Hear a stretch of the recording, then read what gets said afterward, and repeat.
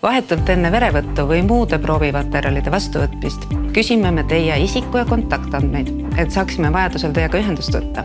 Isikuandmeid vajame teile tervishoiuteenuse osutamiseks, mis tahes muul eesmärgil teie andmete kasutamiseks, näiteks tervisekontrollide meeldetuletuseks või laboriuudiste edastamiseks küsime alati teie käest eraldi nõusolekut. Verevõtu toast liiguvad teie proovid edasi laborisse. Teie nime, isikukoodi ja terviseandmeid hoiame oma kõrge turvalisusega labori infosüsteemis. Nagu kõik tervishoiuasutused arhiveerime ka meie neid andmeid 30 aastaks. Enamasti saate vastused Synlabist kätte juba paari tööpäevaga. Nendele pääsete ligi ainult teie, kui logite sisse patsiendiportaali minu.synlab.ee. Tulenevalt tervishoiuteenuse korraldamise seadusest saadame teie tulemused ka Eesti Tervise Infosüsteemi digilugu.ee, kus need on nähtavad nii teile kui ka teie arstile.